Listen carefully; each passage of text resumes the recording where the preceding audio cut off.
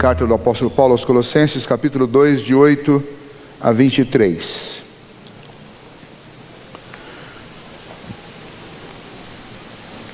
Cuidado que ninguém vos venha enredar com sua filosofia e vãs sutilezas, conforme a tradição dos homens, conforme os rudimentos do mundo e não segundo Cristo. Porquanto nele habita corporalmente toda a plenitude da divindade. Também nele estáis aperfeiçoados. Ele é o cabeça de todo o principado e potestade.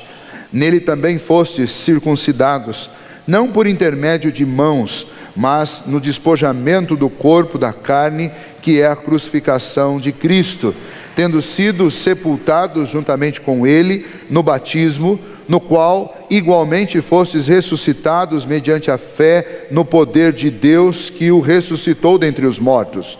E a vós outros que estáveis mortos pelas vossas transgressões e pela incircuncisão da vossa carne, vos deu vida juntamente com ele, perdoando todos os nossos delitos, tendo cancelado o escrito de dívida que era contra nós e que constava de ordenanças, o qual nos era prejudicial, removeu-o inteiramente, encravando-o na cruz, e despojando os principados e as potestades, publicamente os expôs ao desprezo, triunfando deles na cruz. Ninguém, pois, vos julgue por causa de comida e bebida, ou dia de festa, ou lua nova, ou sábados, porque tudo isso tem sido sombra das coisas que haviam de vir, porém o corpo é de Cristo. Ninguém se faça árbitro contra vós outros, pretextando humildade e culto dos anjos, baseando-se em visões, infatuados, sem motivo algum na sua mente carnal, e não retendo a cabeça, da qual todo o corpo, suprido e bem vinculado por suas juntas e ligamentos, cresce o crescimento que procede de Deus. Se morreste com Cristo para os rudimentos do mundo, porque como se vivesseis no mundo, vos sujeitais a ordenanças, não manuseeis isto, não proveis aquilo, nem toques aquilo outro, segundo os preceitos e doutrinas dos homens? Pois que todas estas coisas com o uso se destroem. Tais coisas, com efeito, têm aparência de sabedoria, como culto de si mesmo e de falsa humildade e de rigor ascético. Todavia não tem valor algum contra a sensualidade. Firmando estes 5 lemas da reforma, uma declaração foi redigida em Cambridge, fundamentando aquilo que é posicionamento da igreja reformada no mundo inteiro. E esta declaração, quando ela toca neste ponto que é o salvação somente por Cristo Jesus, os solos Cristos, eles fizeram a seguinte declaração: contra a erosão da fé centrada em Cristo, à medida que a fé evangélica se secularizou, seus interesses se confundiram com os da cultura. O resultado é uma perda de valores absolutos, um individualismo permissivo, a substituição da santidade pela integridade, do arrependimento pela recuperação, da verdade pela intuição, da fé pelo sentimento, da providência pelo acaso e da esperança duradoura pela gratificação imediata. Cristo e sua cruz se deslocaram do centro da fé na visão desta geração. Contra isso, reafirmamos que nossa salvação é realizada unicamente pela obra mediatória do Cristo histórico. Sua vida sem pecado, a sua expiação por si só, são suficientes para a nossa justificação e reconciliação com Deus Pai.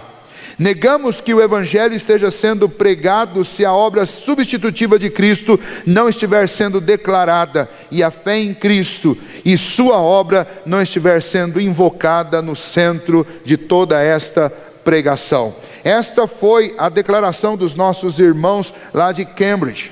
E nesta noite nós continuamos a falar comemorando estes 500 anos da Reforma, sobre estes lemas que foram adotados posteriormente, depois da época dos reformadores. Aqueles que seguiram a tradição dos reformadores, eles perceberam que estas bandeiras foram levantadas na Reforma. Nós já falamos sobre sola Escritura, que é reconhecer que a Escritura é a única fonte de regra e de prática para a nossa vida. Ela nos dá as normas para a vida e não o contrário disso. Nós lemos também sobre somente pela graça, reconhecendo que a salvação só pode ser mediante a graça do Senhor derramada sobre nós. Ela não pode ser conquistada por méritos humanos. Falamos sobre sola fide, reconhecendo que a justificação diante de Deus, por causa dos nossos pecados e das nossas culpas, ela só é possível por meio da justiça de Cristo Jesus e pela fé em Cristo e na sua justiça. Por isso, sola fide, salvação somente mediante a fé em Cristo Jesus e na justificação que nós recebemos por meio do sacrifício dele. E hoje nós vamos falar sobre solos Cristo, sobre salvação somente através da pessoa de Cristo Jesus. Martim Lutero, falando sobre isso, ele declarava que Cristo tem a centralidade dentro da nossa fé. Ele é o centro, Cristo é o centro dentro da circunferência de todo o conteúdo da fé cristã.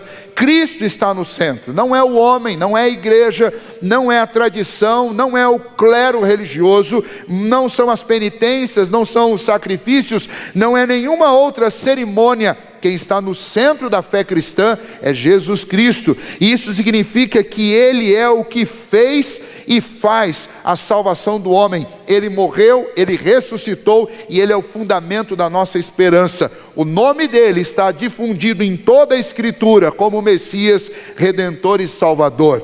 Um dos companheiros de Martim Lutero, Ulrich Zwingli, disse o seguinte: Cristo é o cabeça de todos os crentes, os quais são o seu corpo, e sem ele o corpo está morto. Tire Cristo da fé cristã, tire Cristo do centro e a igreja morre, e esta fé, ela desaparece, porque sem Cristo ela simplesmente não existe. Sem Cristo, nós lemos lá no Evangelho de João capítulo 5, sem mim nada podeis fazer. Não existe vida cristã, não existe caminhada de fé sem Cristo Jesus. Nós estudamos nas semanas anteriores Romanos 1 e Romanos 2 na nossa introdução, e em ambos os capítulos o apóstolo Paulo mostra que o homem sozinho neste mundo, ele se rebela naturalmente contra Deus, e por si só ele não pode resolver este problema de rebelião. Ele precisa ser salvo por alguém fora dele, alguém que entra na sua história e o resgata da sua perdição. A união com Cristo é o único caminho possível de salvação. O homem não pode praticar aquilo que é chamado de autoesoterismo. Ele não pode se auto-justificar, ele não pode se auto-salvar, ele não pode se autodeterminar, dando uma direção segura para a sua vida.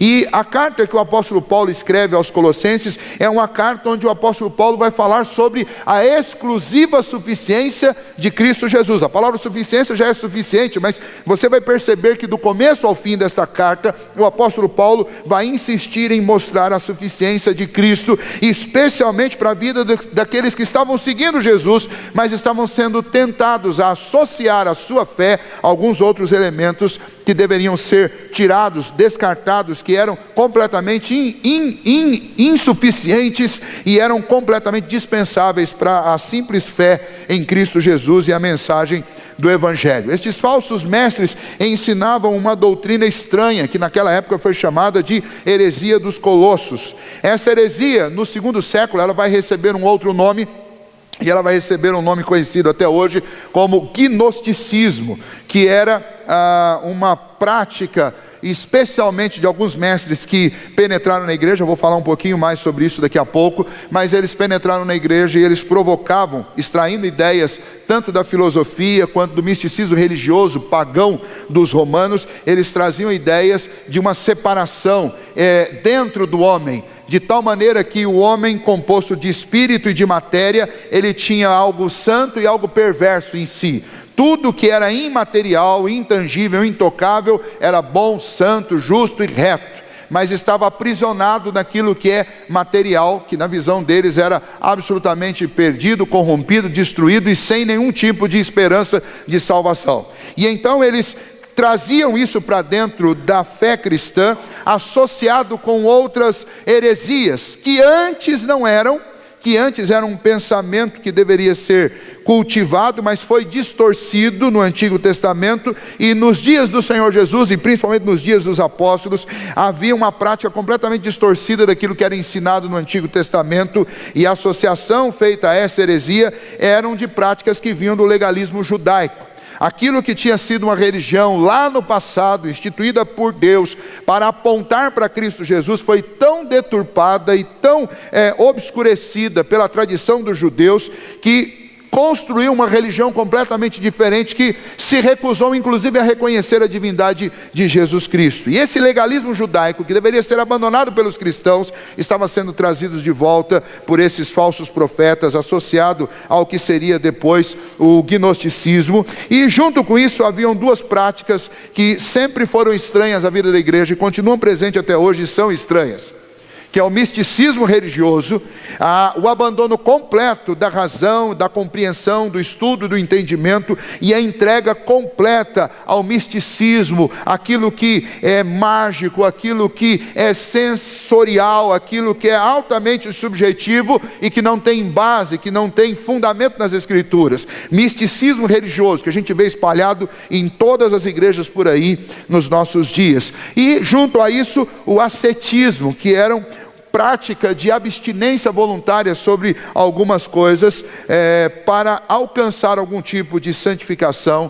por meio destas coisas. Estes falsos mestres traziam esse conjunto de atitudes e de ensinos, e eles queriam que os crentes praticassem isso. Por exemplo, os crentes lá de Colossos, aqueles que eram gentios, que não eram oriundos dos judeus, que não eram descendentes de judeus, que não tinham sido circuncidados na infância, estes falsos mestres diziam que eles precisavam, para cumprir os mandos da lei, e especialmente do legalismo judaico, eles tinham que ser circuncidados para que cumprisse a lei de Moisés. Eles identificavam que era necessário não apenas isso, mas era necessário também uma atenção especial àquele cerimonialismo dos judeus, a atentar para o calendário sagrado deles, também para a dieta alimentar. E eles começaram a associar muitas coisas ao Evangelho, coisa que acontece até o dia de hoje.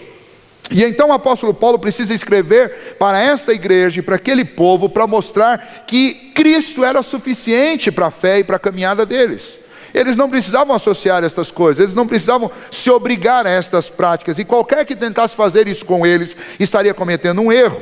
Eles queriam que os crentes fossem iniciados nesses mistérios gnósticos, que eles se tornassem profundos observadores daquele legalismo judaico, e então estes mestres estavam realizando uma certa bagunça dentro daquela igreja, trazendo filosofia neoplatonista, trazendo legalismo judaico e trazendo esses ensinos todos que estavam perturbando aquela igreja, especialmente dentro do gnosticismo e das práticas que eles estavam trazendo, que o apóstolo Paulo vai chamar aqui de rudimentos deste mundo. Ele faz menção a algo que nós não temos, normalmente nós não falamos sobre isso, e provavelmente você não ouviu sobre isso, a não ser que você tenha ouvido alguma mensagem destes últimos dias aí. Alguns pastores, como o reverendo Augusto Nicodemos, pregaram nesse texto, e eles falaram sobre algo muito interessante que os comentaristas fazem ao descrever o que é esse rudimento do mundo. Naquela época, estes pagãos que estavam se infiltrando dentro da igreja, que traziam misticismo, que traziam gnosticismo, que traziam esses falsos ensinos, eles acreditavam que entre o mundo dos homens e entre o mundo de Deus há um grande espaço que nós chamamos de regiões celestiais. Esse espaço, esse vazio daqui até Deus, e esse vazio ele está preenchido, e ele está preenchido pelos elementos da criação, entre eles seres celestiais que não são nem seres humanos e nem divinos. E estes seres que vivem nessas regiões celestiais, eles fazem a ponte entre o homem e Deus. E então eles ocupam um lugar que o apóstolo Paulo chama aí de plenitude, mas também era chamado dentro desta heresia de plerona, que é o espaço, a totalidade, a plenitude do espaço que cobre a distância entre homens e Deus. E este espaço ocupado por seres que existem precisa ser transposto pelo homem. E para transpor esse espaço, o homem precisa atender aos mandos e desmandos destes seres que vivem. Esses seres precisam ser apaziguados, eles precisam ser agradados. Você precisa fazer alguma coisa para que estes seres sejam a ponte entre você e Deus. E então, quando o apóstolo Paulo faz referência aos rudimentos deste mundo, ele está falando sobre algo daquela heresia que estava surgindo lá, que ensinava para a igreja que além de viver para servir a Deus, eles precisavam também pagar pedágio para os seres que existiam na plerona, na plenitude, no espaço entre Deus e os homens. Alguma coisa muito parecida com aquilo que nós encontramos posteriormente na idolatria romana, quando você precisa pagar promessa e fazer pedido e contar com a intercessão de algum santo. Alguma coisa muito parecida com isso. Contra estas coisas, o apóstolo Paulo vai dar algumas respostas, e essas respostas, elas reivindicam para Cristo Jesus a suficiência para transpor estes espaços, para suprir todas as necessidades dos crentes, para dar garantia da esperança da glória, da vida eterna. E não apenas o capítulo 2, que nós lemos alguns versículos, mas toda a carta do apóstolo Paulo aos Colossenses fala a respeito da superioridade, da suficiência de Cristo para nos levar seguros até a presença do Pai. O que nós vamos aprender então através destes textos é a suficiência de Cristo como a marca da nossa vitória. A suficiência de Cristo é a nossa vitória contra todos os obstáculos possíveis e imagináveis para que nós sejamos salvos. Cristo é suficiente, e é isso que os reformadores ensinavam, a suficiência de Jesus Cristo. Esses termos que nós encontramos aí, então, são definidos por Paulo como 4 áreas que precisavam ser combatidas. 4 heresias que estavam fomentando a vida da igreja, que estavam funcionando como um fermento no meio da igreja, e estavam trazendo grande prejuízo para a fé daqueles irmãos. Aquilo que nós lemos que ele chama de filosofias e vãs sutilezas, que são pensamentos, que são ideias extraídas lá do pensamento da filosofia grega, dos pensadores e do neoplatonismo, ideias como o dualismo, que está dentro do gnosticismo, a ideia da separação entre material e imaterial. Esta ideia está difundida já no pensamento de Platão, depois de Descartes, e essa ideia ela é construída ao longo da história por muitos pensadores, muitos filósofos, mas já estava presente lá na igreja de Colossos através desses gnósticos que estavam lá, que na época nem tinham esse nome ainda. A tentativa de fazer essa dicotomia do homem e então abandonar literalmente a carne e não se ocupar com nenhum tipo de princípio, de valor que deveria ser dado e de limites que deveriam ser dados à carne, mas se dedicar inteiramente a elevar o espírito. As vãs sutilezas eram princípios falaciosos, eram alguns costumes, alguns hábitos, algumas palavras que precisavam ser usadas, coisas que são absolutamente insuficientes, que não têm força, que não são verdadeiras, mas que de uma forma, através de sofismas, eram ensinados para as pessoas, vinha travestido de verdade, quando na realidade era uma mentira. Coisas muito parecidas com o que nós temos hoje, como as ideologias que a gente estudou bastante hoje cedo. Vãs sutilezas, algo que parece muito inteligente, mas na realidade é uma mentira travestida de realidade.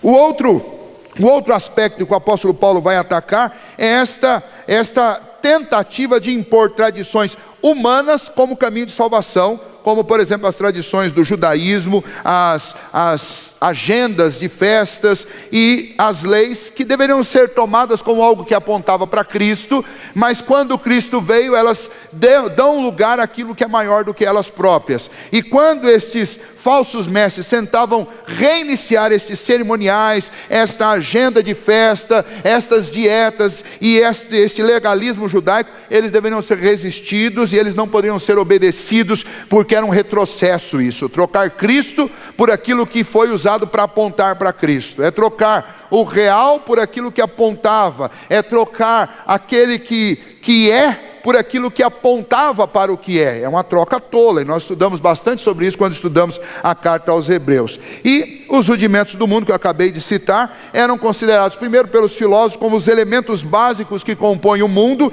e depois isso se popularizou como referência a seres que comandam este espaço, essas regiões que são chamadas nas Escrituras de regiões celestes. Quando você ler nas Escrituras regiões celestes, você vai ter sempre que usar o contexto para descobrir sobre quem as Escrituras estão falando, porque as regiões celestes são habitadas por anjos ou por demônios. Mas longe disso, as Escrituras não dizem que você tem que apaziguar anjos ou demônios para que você tenha acesso a Deus. As Escrituras não ensinam isso, muito pelo contrário. As Escrituras ensinam e mostram que o Senhor muitas vezes foi servido por anjos para fazer algo por aqueles que são o seu povo. E nunca anjos cobraram pedágios para levar ninguém a Deus. E demônios podem até tentar fazer isso, mas de maneira alguma eles poderão te oferecer alguma ponte para Deus, porque eles não podem salvar nem a si mesmo, quanto mais a você. E o apóstolo Paulo então vai combater estes 4 movimentos que são movimentos equivocados e dizer para aqueles cristãos: Cristo é a nossa vitória, somente Cristo. Você não vai vencer essa luta por você mesmo, você não vai vencer com misticismo, você não vai vencer com ascetismo, você não vai vencer com legalismo. Você só pode vencer na vida, no que diz respeito à salvação, por meio de Cristo Jesus, porque Ele é a nossa vitória. Então vamos lá, do versículo 8 ao versículo 10, contra a heresia gnóstica que estava sendo implantada dentro daquela igreja, Paulo vai dar as razões pelas quais os crentes não deveriam deixar se enredar por esses falsos mestres, que são as mesmas razões pelas quais nós não devemos deixar as filosofias e esses pensamentos modernos invadir a igreja, como se nós precisássemos destas práticas para alcançarmos a salvação.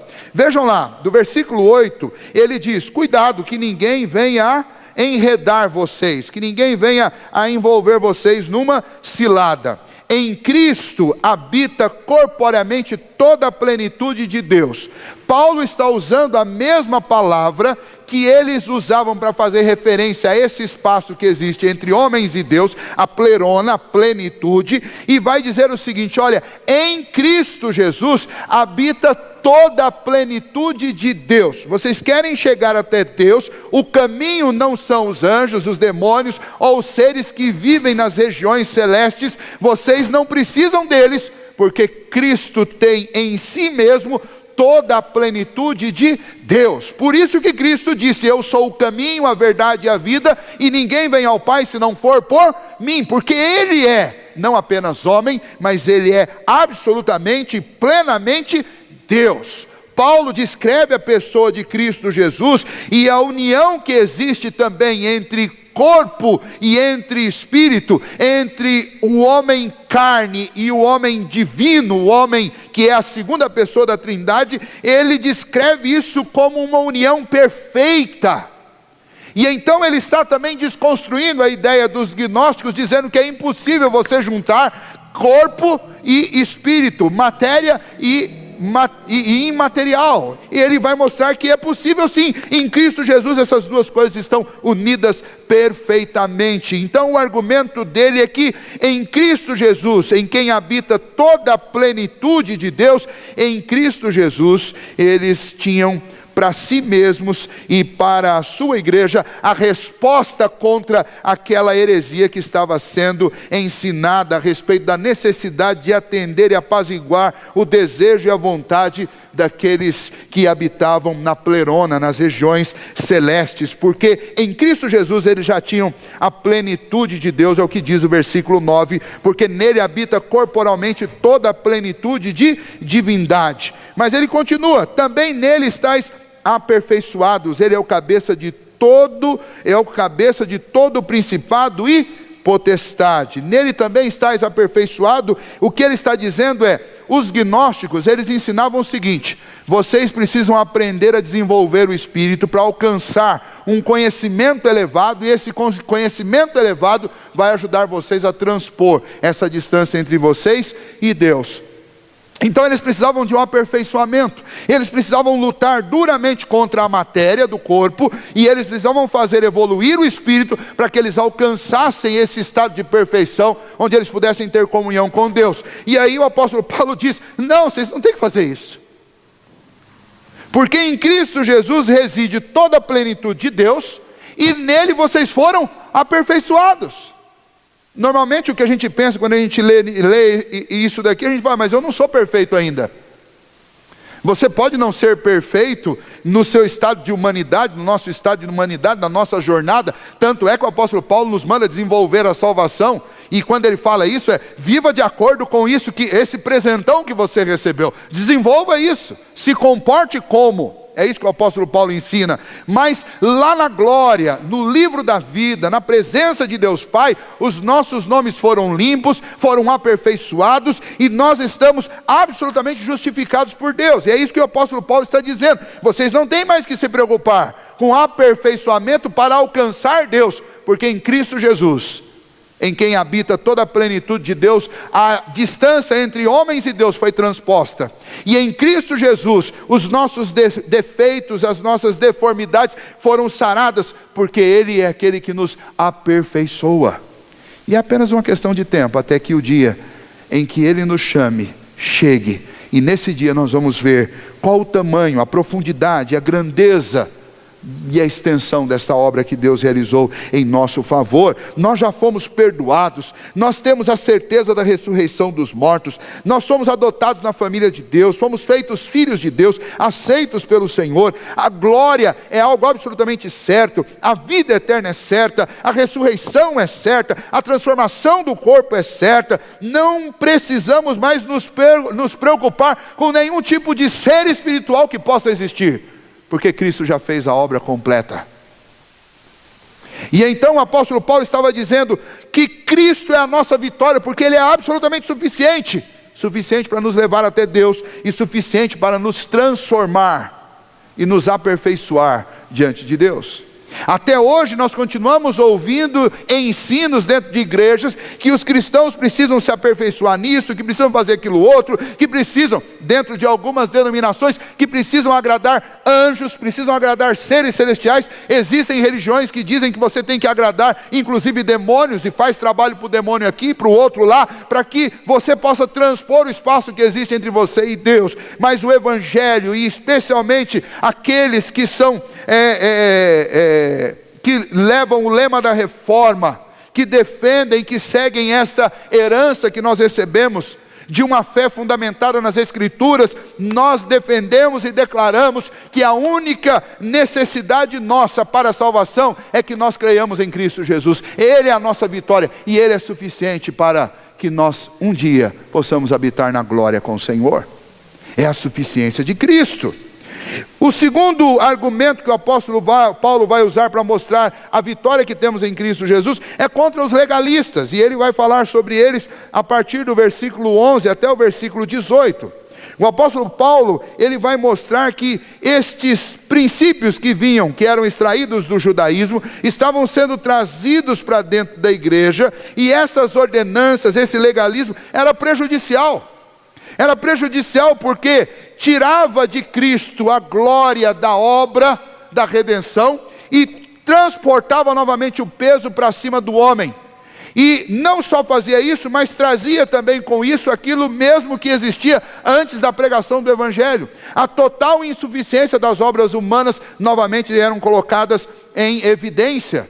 Por quê? Porque nunca o legalismo, nunca nenhum tipo de rigor com as leis e com as tradições foram suficientes para salvar um homem e para transformá-lo num santo. E aquela seita insistia que aqueles irmãos precisavam da circuncisão da carne, que eles precisavam guardar aquelas festas judaicas, que eles precisavam obedecer os calendários dos judeus, eles precisavam dessas coisas todas. E o apóstolo Paulo diz: não! A conversão a Cristo equivale a uma superior circuncisão. Vocês não têm que se circuncidar, porque quando você é convertido a Cristo Jesus, por uma ação do Espírito Santo que transforma o seu coração, quando isso acontece com a sua vida, a circuncisão que acontece com você é muito superior do que aquela que era feita na carne, Porque essa circuncisão produzida no coração, essa circuncisão produzida por Deus, essa circuncisão é superior. Você recebe dentro de você o testemunho vivo do Espírito Santo, que diz que você é um filho de Deus. Não é uma marca na sua carne que diz que você é filho de Deus, mas é uma marca no seu coração, produzida pelo Espírito do Senhor. É Cristo dentro de você. E então Paulo fala: para que vocês querem circuncisão? Se Cristo já circuncidou o coração de vocês, vocês já foram transformados por dentro, nele vocês foram circuncidados. Por que vocês querem circuncidar a carne?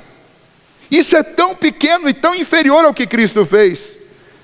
Também ele diz que em Cristo eles já estavam livres da condenação da lei. Nós já estamos livres da condenação da lei. Veja o versículo 12: tendo sido sepultados juntamente com ele no batismo, no qual igualmente fostes ressuscitados, mediante a fé no poder de Deus, que o ressuscitou dentre os mortos. E a vós outros que estáveis mortos pelas vossas transgressões e pela incircuncisão da vossa carne, vos deu vida juntamente com ele, perdoando todos os nossos pecados. E versículo 14: tendo cancelado o escrito de dívida. Ou seja, nós estamos livres, nós temos vida, porque nós estamos mortos, e Cristo veio, e ao perdoar os nossos pecados, Ele deu vida para quem já estava morto e condenado. Mas além disso, Ele nos libertou da condenação da lei, porque aquele escrito de dívida que era contra nós, ele simplesmente foi pago por Cristo. Aqui escrito de lei que era contra nós, o apóstolo Paulo está se referindo? Ele está se referindo às leis do Antigo Testamento, especialmente os 10 mandamentos. Os 10 mandamentos que sempre depuseram contra nós. Os 10 mandamentos que na presença de Deus sempre serviram para dizer: olha o que você me deve. Olha o que você me deve, porque você não me adora como deveria adorar, você não reserva tempo para mim, você usa o meu nome em vão, você constrói imagens para você, você não obedece e não honra seus pais, você difama com a sua boca, você faz fofoca. E então esta lei, ela sempre se dirigiu a cada um de nós como uma declaração de culpa. Se você vira para um lado, você é culpado. Se você vira para o outro, você continua sendo culpado. Não há como escapar para esse escrito de dívida. E então o apóstolo Paulo diz: não adianta vocês seguirem a tradição dos judeus, tentarem o legalismo dos judeus, porque ninguém foi salvo através do legalismo. Muito pelo contrário, as pessoas que são salvas por meio de Cristo Jesus, porque o escrito de dívida que era contra nós foi cancelado. Ele pagou por essas dívidas, essas ordenanças nas quais nós éramos prejudicados, porque nunca fomos capazes de obedecer, foi inteiramente encravada na cruz. Quando Cristo foi crucificado, não só as mãos do Senhor Jesus foram pregadas lá, mas a nota promissória que existia contra nós também foi pregada naquela cruz. E é isso que o apóstolo Paulo está dizendo: por que vocês querem reinstituir o cumprimento de uma série de leis que nunca conseguiram, ou nunca nós conseguimos salvação por meio delas? Estas leis já foram cumpridas por Cristo e a nossa dívida já foi paga.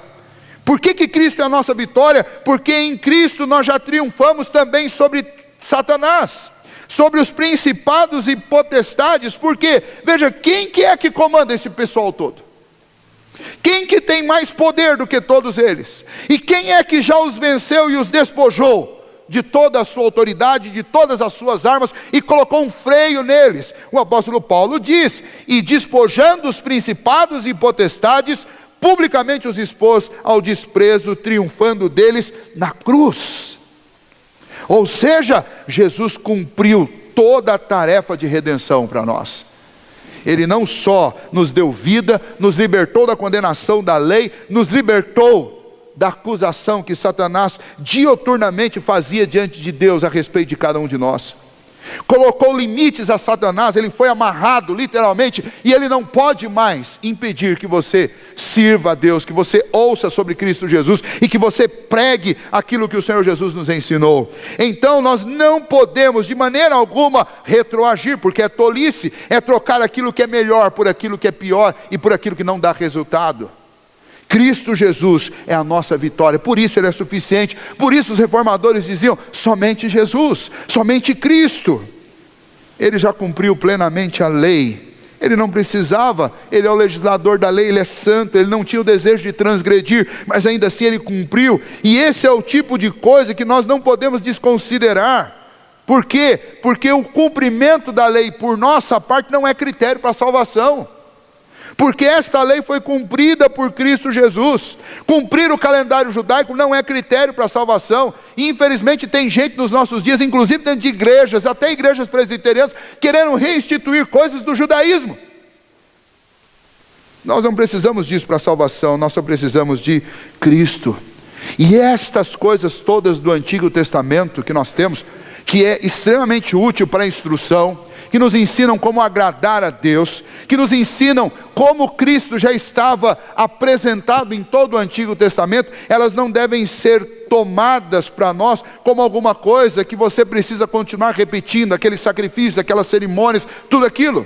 O apóstolo Paulo diz por quê? Porque isso tudo era sombra do que Cristo seria e iria fazer para nós. E a ideia é uma ilustração interessante, a ilustração de que quando você vem chegando num determinado lugar, se o sol estiver batendo contra você, imagine que o seu amigo está um pouco à frente de você, virado para lá, olhando para a porta da igreja, e de repente eu venho chegando, tem uma luz aqui atrás de mim. Antes que eu chegue, ele vai ver a minha sombra. Mas quando eu chegar do lado dele, ele não vai mais ficar olhando para a sombra, ele vai olhar para mim. Porque seria uma tolice, ao invés de conversar comigo, ele começar a conversar com a minha sombra. Ou ele, ao invés de me cumprimentar e abraçar, tentar abraçar a minha sombra. A sombra serviu para mostrar que eu estava vindo. Mas quando eu cheguei, não é com a sombra que alguém vai se relacionar. E é o mesmo exemplo que o apóstolo Paulo está dizendo aqui. Aquilo que nós tínhamos através dessas cerimônias, através dessas dietas, através dessas festas, através dos cerimoniais, isso era uma sombra, a sombra do corpo, que é Cristo. Quando Cristo vem, você precisa tirar os olhos dessa sombra e precisa voltar os olhos para Cristo. Ele é a nossa vitória, Ele é o nosso Redentor, é para Ele que nós precisamos olhar.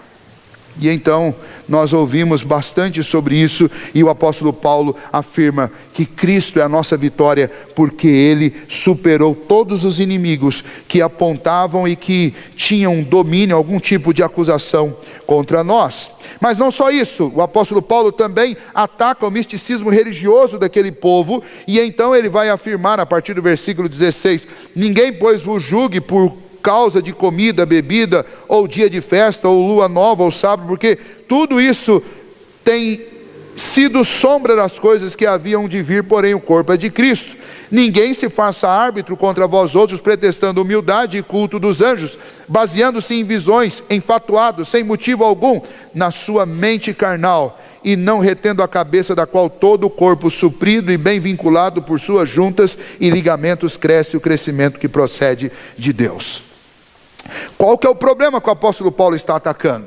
Ele está atacando aquele crente místico, aquele crente, aquele suposto crente, como aqueles falsos mestres lá, que tem visões, que tem sonhos, que parece que flutua no espírito, que chega para você e diz assim: olha, eu estou um pouquinho acima de você, porque eu tenho tido um contato profundo, íntimo e pessoal com o Senhor. Ele fala comigo em sonhos, eu adivinho coisas, Ele me mostra antes que aconteça, e por aí vai. E existe uma categoria, uma classe de religiosos, já existia naquela época e continua existindo até hoje, que se sente superior aos outros. Por quê? Porque são os místicos. É aquele camarada que sempre tem alguma coisa, ele sempre sente, ele sempre sabe, ele sempre sonha, ele está à frente de todo mundo. É um místico. Mas se nós formos olharmos para a história das grandes religiões do mundo, nós vamos ver que isso aconteceu em vários momentos, e isso sempre trouxe grandes prejuízos para o povo de Deus. Se você lembrar, por exemplo, de como surgiu o muçulmanismo, a religião muçulmânica, ela surgiu exatamente através da alegação de um pastor árabe, que lá no 5º século, ele alegou que ele encontrou um anjo numa caverna, o anjo mostrou para ele a verdade, entregou uma revelação nova para ele, e a partir daí então, ele fundou uma religião. Bem recentemente, na América do Norte, Joseph Smith, um jovem ele também teve um encontro com um anjo, o anjo Moroni, e esse anjo entregou tábuas escritas, tábuas de ouro escritas com uma nova revelação, a revelação para as Américas. Eles não negam a fé em Cristo Jesus, eles não negam o conteúdo das Escrituras, mas eles dizem que Deus trouxe uma revelação adicional especificamente para o povo das Américas. Detalhe, ninguém nunca viu essas tábuas de ouro, mas a religião foi construída a partir de uma visão, de um misticismo. E o que nós encontramos no evangelicalismo moderno, nos movimentos, especialmente nos movimentos neopentecostais, é uma quantidade absurda de gente alegando que tem visões, que tem novas revelações, que Deus mostrou algo novo, e aí surgem novos apóstolos, novos bispos, e cada um desses que surge quer ter mais autoridade do que o outro, mas você não vai encontrar em nenhum deles humildade de verdade. Porque eles sequer reconhecem que precisam única e exclusivamente de Cristo e de nada mais. Eles sim trazem para a igreja uma série de demandas, obrigando a igreja a atentar para isso, para aquilo outro, e você quer criar uma geração de crentes místicos. Você quer produzir santidade a partir da própria matéria-prima do homem. Isso é impossível de acontecer. O homem não produz sua autossantificação. E lá naquela época já existia isso. O apóstolo Paulo diz: cuidado com esse misticismo, cuidado com essa coisa de querer agradar aqueles que estão nas regiões celestes, cuidado com essa coisa de enxergar anjo, de falar com anjo, de ter sonho, de ter visão, de ter isso. O apóstolo Paulo fala a respeito dessas pessoas, classificando-as como enfatuadas. Sabe o que é isso? Sabe o que significa esse termo? Enfatuado significa alguém cheio de si mesmo. É diferente de alguém que está cheio de Deus, que nós falamos entusiasmado. Enfatuado é o contrário. O entusiasmado é alguém que tem Deus dentro de si, o enfatuado é alguém que está cheio de si. E o apóstolo Paulo diz: esses falsos mestres, esses místicos, essas pessoas que só faltam flutuar no Espírito, nada mais são do que pessoas cheias de si mesmas. Elas querem culto, elas não querem dar culto. Elas querem reconhecimento de espiritualidade, elas não querem dar ao Senhor glória, elas querem a glória de si mesmo, elas não têm motivo nenhum nas suas mentes, exceto a busca de adoração própria. E o que é pior, eles negam a Cristo, eles rejeitam cabeça da igreja, porque eles vão querer associar um caminho para a salvação novo, ou vão querer associar o caminho que Cristo abriu a alguma coisa que eles mesmos proporcionam. Você quer chegar a Deus, você precisa me obedecer, eu sou pastor, Deus me mostrou um negócio sobre você, você tem que fazer isso. Se você não fizer isso, Jesus não vai te salvar, porque eu tenho que dar a bênção. Porque se eu não der a bênção, Jesus não te salva. Parece absurdo, mas isso está sendo dito e pregado o tempo inteiro por aí. Provavelmente nessa noite, enquanto nós estamos tentando mostrar a suficiência de Cristo, tem muitos lugares em que uma voz tem se erguido para mostrar a necessidade que as pessoas pratiquem algum tipo de misticismo, de autoesoterismo, para que elas sejam salvas. O apóstolo Paulo diz: a nossa suficiência é Cristo. O verdadeiro crescimento procede de Cristo. E são falsas todo tipo de piedade, de misticismo, que não retenha Cristo como cabeça, que não coloque Cristo acima de tudo, que não dê a glória ao Senhor. Por fim, o apóstolo Paulo, a partir do versículo 20, ele vai citar para nós o último problema que ele reconhece no meio daqueles irmãos, que é o ascetismo. Se morrestes com Cristo para os rudimentos do mundo, porque como se vivesseis no mundo, vos sujeitais a ordenanças? Não manuseie isso, não toque nesse negócio, não coma aquilo outro, não vá em determinado lugar, não se sujeite a tal coisa, não pratique outra coisa, e por aí vai. Doutrinas de homens. É a tentativa de vencer o pecado através de práticas ascetas, de se privar voluntariamente de alguma coisa. É tentar matar o corpo material para libertar a alma. É neoplatonismo, é dualismo, é gnosticismo, é qualquer uma dessas coisas, mas não é fé cristã. Não é fé cristã. A resposta do apóstolo Paulo é a seguinte: se vocês creem em Cristo, se vocês já estão em Cristo, então esqueçam essas coisas. Se vocês já estão em Cristo, então vocês morreram com Cristo para os rudimentos deste mundo. Vocês não precisam mais apaziguar ninguém. Porque o próprio Deus, que é a única pessoa com quem vocês deveriam estar preocupados, o próprio Deus, Ele foi apaziguado pela oferta santa e pura de Cristo Jesus. Vocês só tinham que se preocupar com a ira do Criador. E esta ira do Criador, ela foi aplacada com o sacrifício de Cristo Jesus. Então não é você deixar de comer, deixar de beber, deixar de vestir, deixar de tocar e de fazer qualquer uma dessas coisas que pode te transformar em alguém mais santo ou menos santo, porque Cristo já fez isso, e você não pode adicionar nada à obra de Cristo e nem tirar nada da obra de Cristo. E então o apóstolo Paulo diz: olha, para que vocês vão se sujeitar a estas coisas? Elas são inúteis, sempre foram inúteis, e vocês não precisam mais disso, porque vocês estão tentando se santificar através de práticas ascetas, se vocês já morreram com Cristo. O segundo argumento dele é: estas coisas que vocês estão deixando de consumir, de tocar, elas são coisas que se destroem com o uso. Qual o poder de uma comida ou de uma bebida que você come, você ingere e acabou? Ela não vai falar, ela não vai brigar, a não ser se você comer agora tarde da noite um pernil que você assou na hora do almoço, comer agora 10 horas da noite, ele não vai morrer tão cedo, né? Vai te dar um pouquinho mais de trabalho, mas vai morrer. Essas coisas se destroem. Por que você vai ter medo delas? A comida foi criada para o estômago, assim como nós fomos criados para Deus. E então o apóstolo Paulo está nos ensinando que o que contamina o homem, conforme nós já tínhamos aprendido no Evangelho, o que contamina o homem não é o que entra pela boca dele, ou o que entra em contato com ele pelo tato. O que contamina o homem é o que está no seu coração, e não aquilo que está do lado de fora do homem. Cristo é suficiente, porque Cristo já venceu todas essas coisas, já nos deu a liberdade dos filhos de Deus, e nós não temos que nos submeter a julgo de nada. Nós não podemos trocar a nossa liberdade, que foi conquistada com o sangue de Cristo Jesus, por causa da adoção de usos e costumes, que não podem produzir santificação. O que essas coisas produzem na realidade é o culto de si mesmo, e é isso que o apóstolo Paulo vai dizer. Essas coisas nada mais são do que culto de si mesmo. Sabe para que essas coisas servem? Para o camarada bater no peito e falar assim: olha, eu tenho buscado ser um homem de Deus, então eu sou abstêmio, eu sou um homem de Deus. O que a pessoa que faz isso está querendo? Ela não está querendo glorificar a Deus, ela está querendo que as pessoas elogiem e digam: nossa, como você é santo, santo homem de Deus. Olha, pastor, esse mês eu fiz 15 dias de jejum. Que bênção, meu irmão. Ótimo. Que jovem santo. Pastor, esse mês eu li 20 livros. 20 livros. Aprendi teologia, que eu estou cuspindo teologia. Nossa, que santidade fantástica.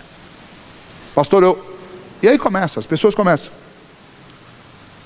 Então são os santos homens de Deus, as santas mulheres de Deus, os santos jovens de Deus. O nome que a Bíblia dá para esse tipo de coisa é farisaísmo. São fariseus. Porque Cristo é tudo em todos. E a salvação é por meio dele. Não é por meio de práticas ascetas. Não é deixando de comer. Também não é exagerando, porque você tem que lembrar que o seu corpo é templo do Espírito Santo de Deus e você precisa preservá-lo. Então, muito mais bonito que você chegar e dizer: ó, pastor, 15 dias de jejum. Aí você diz: ó, estou comendo pouco todo dia, pastor, para cuidar do meu corpo, para eu poder usá-lo para glorificar a Deus por muito mais anos. Isso é ser crente de verdade. É você entender princípios, verdades. Entender que a nossa tarefa aqui não é salvação. A nossa tarefa aqui é serviço para a glória de Deus, porque a salvação foi tarefa de Cristo, e Ele já realizou completamente. A nossa vitória é Cristo Jesus. Você não tem que apaziguar anjo nem demônio, porque eles já foram apaziguados. Aliás, porque Cristo já apaziguou o nosso Deus, que é a quem nós prestamos conta, não a anjos e não a demônios. E então o apóstolo Paulo termina dizendo que estas coisas todas, esses rigores ascéticos, deixar de comer isso, deixar de beber aquilo outro, deixar de fazer isso coisa, não tem valor algum contra a sensualidade. O que ele está fazendo referência aí são aos desejos, às sensações, às vontades. O fato de você deixar de comer ou de beber não vai resolver as vontades. e não comer e não beber, mas sentir a mesma vontade e ficar fissurado por aquilo, é tão nocivo quanto comer e beber. Não adianta nada, você não bebe, mas você não consegue pensar em outra coisa, chega, sonha. Não tá, seu problema não mudou em absolutamente nada. Aliás, eu fui numa palestra uma vez sobre essas dietas, né? E aí o palestrante dizia lá na época o seguinte, algumas outras pessoas daqui estavam lá também, nós estávamos juntos assistindo essa palestra sobre saúde, e o rapaz estava falando sobre alimentação. Ele diz, olha, se você falou, eu não vou mais comer nenhum doce de leite, não come mais doce de leite. Mas quando você vê aquela foto do doce de leite, ou passa no mercado em frente à prateleira do doce de leite, ou passa na padaria e vê um doce de leite, a sua boca saliva e você sonha com aquilo, o efeito no seu corpo foi o mesmo. Então é melhor você entrar e comer, porque o estrago está feito. É o mesmo. Biologicamente o seu corpo olha para aquilo e ele se alimenta pelos olhos. Você vai engordar do mesmo jeito. E pior, né? Vai engordar sem ter comido. Do mesmo jeito que você deixar de consumir por rigor ascético, continua sendo pecado do mesmo jeito, porque você está buscando salvação e redenção através de coisas, ou de deixar de consumir coisas, e não é nem consumindo e nem deixando de consumir que você vai ser salvo, porque a salvação é somente por meio de Cristo Jesus.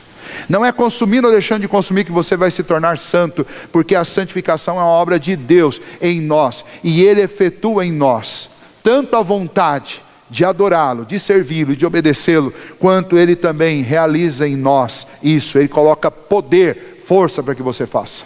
É Deus, é obra de Deus. E você fala, pastor, o que eu vou fazer? Qual que é a minha parte? A sua parte é depender de Deus. A nossa parte é crer e confiar inteiramente no Senhor.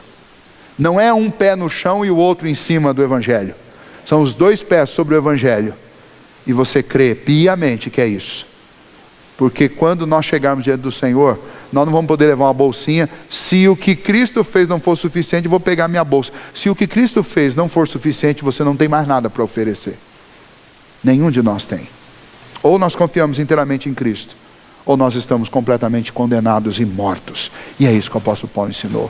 E é isso que os reformadores defenderam. A nossa salvação é somente por meio de Cristo. O que isso tudo tem a ver conosco hoje?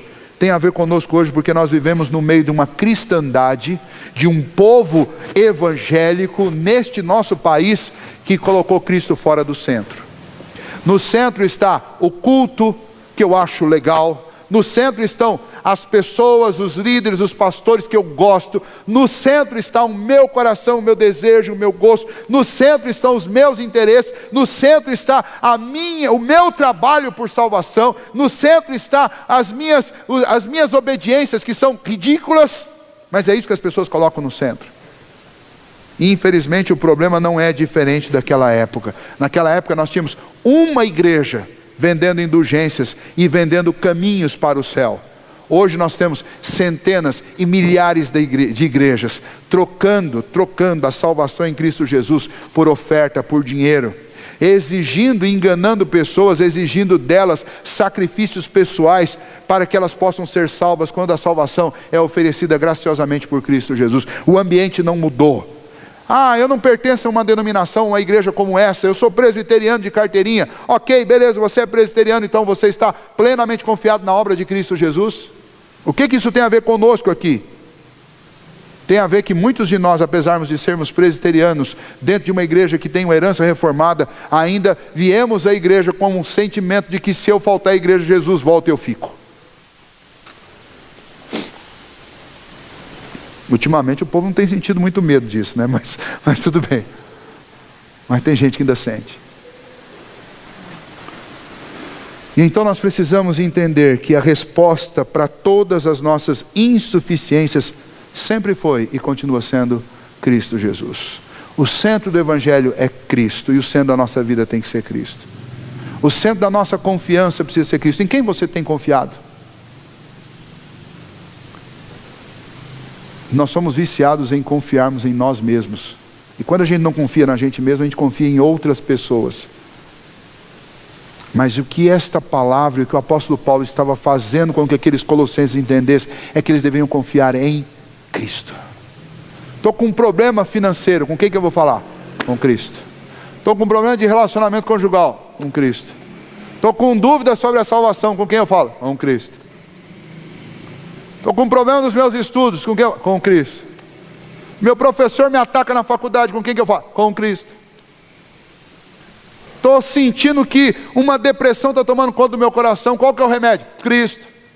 Cristo, Cristo, Cristo, Cristo. É isso que os reformadores insistiram e que nós devemos insistir. Cristo é a solução, não só no que diz respeito à nossa salvação, mas Ele é suficientemente bom e a solução para qualquer um de nós, para qualquer necessidade, para qualquer circunstância da nossa vida, é Cristo. Sou líder da igreja, a igreja não está como eu acho que ela deveria estar. Com quem eu tenho que falar? É com Cristo. Eu preciso falar com Cristo. Ele é a suficiência. E é Cristo que eu tenho que levar para o meu dia a dia, para o meu cotidiano. Porque às vezes eu quero cobrar de mim e dos outros algo que eu nunca fui capaz de fazer e nem os outros foram. E então às vezes o meu problema não é de não reconhecer a suficiência de Cristo, mas o meu problema seja um problema prático, um problema que na hora de encontrar uma solução para as dificuldades que eu tenho na vida, eu estou sempre buscando primeiramente no lugar onde eu não vou encontrar, que é em mim e nos outros. Quando nós deveríamos tomar um rumo diferente, nós devemos procurar em Cristo. Nós não podemos deixar que aconteça o que aconteceu com a igreja em vários lugares do mundo, que é a secularização da fé, é colocar Cristo de lado e ir trazendo um monte de bugiganga para dentro da igreja, como se isso funcionasse. Vamos trazer boa música, vamos trazer bons instrumentos, boa iluminação, bons bancos, e vamos trazer uma porção de coisas para encher a igreja. Isso não vai encher a igreja e não vai satisfazer ninguém. E se encher, vai encher de gente iludida e enganada, porque as pessoas devem vir à igreja buscando a Cristo e nenhuma outra coisa a mais do que Cristo. Que Deus nos ajude a declarar a suficiência de Cristo em nosso coração diariamente, porque a nossa vitória é Cristo Jesus. Como a vitória daqueles irmãos lá em Colossos contra todas aquelas heresias que tentavam mostrar que eles não podiam chegar a Deus, a resposta foi Cristo. Vocês podem sim, porque Cristo está pleno de Deus. Vocês podem sim, porque Cristo já libertou vocês, já deu vida para vocês. Vocês podem sim, porque Cristo é o cabeça da igreja, e Ele é o cabeça sobre todas as coisas. Vocês podem sim, porque nenhum tipo de rigor humano pode levar vocês a Deus, mas Cristo entregou a vida dele para que nós fôssemos salvos. Que Deus nos ajude a confiar no seu Filho Jesus Cristo, como nós cantamos, só em Cristo posso confiar. Nele eu vou permanecer. Quero convidar os meus irmãos.